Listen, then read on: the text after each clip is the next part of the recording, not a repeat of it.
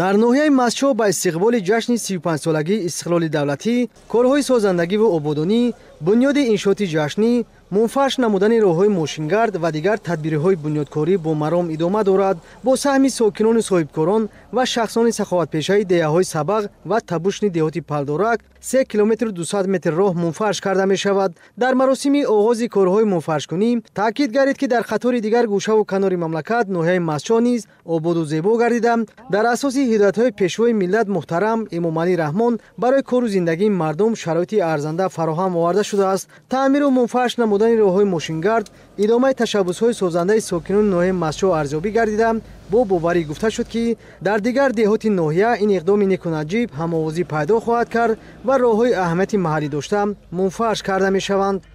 мо мардуми ин диёр хоҷгоҳии деҳқонӣ, асосиатсияи хоҷгоҳии деҳқонии дӯстӣ, маҳаллаҳои Истошон, Сабағ, Валиғон, Табуш ҳамагӣ тасмим гирифтем, ки бо дастуру супоришҳои пешвои миллатамон муҳтарам Эмомалӣ Раҳмон, ки ҳамаи мардуми кишварро барои созандагию бунёдкорию ободкорӣ даъват намуданд, тасмим гирифтем, ки аввалин шуда дар мунфаршкунии роҳҳо саҳми худро гузорем.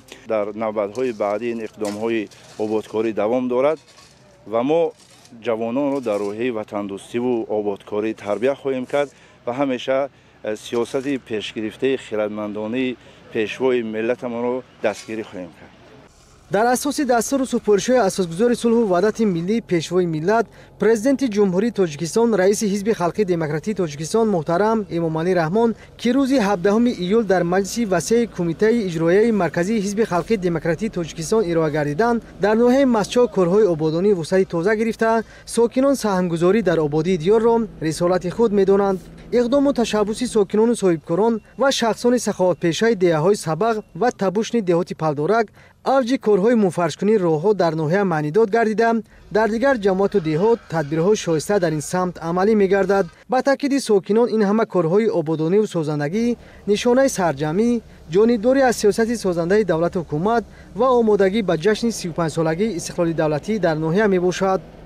дар як муддати кӯтоҳ мо ба қатори давлатҳои рӯбарушди 10 мамлакати рӯбарушди дунё дохил шудем ва имрӯз агар аз сарҳади Ӯзбекистон Ойбек чаноқ дароед то кулми Хитоя роҳҳои ҳамвор, нақбҳо, ҳамин сабаби чист, сабаби иқдомҳои бузург ва дилсӯзии сарвари давлат пешвои миллат муҳтарам Эмомалӣ Раҳмон аст. ин мардуми ободкору созанда ҳастанд ва ҳама вақт сиёсати хиратмандонау дурандешонаи пешвои миллат президенти кишвар муҳтарам Эмомалӣ Раҳмонро дастгирӣ мекунанд.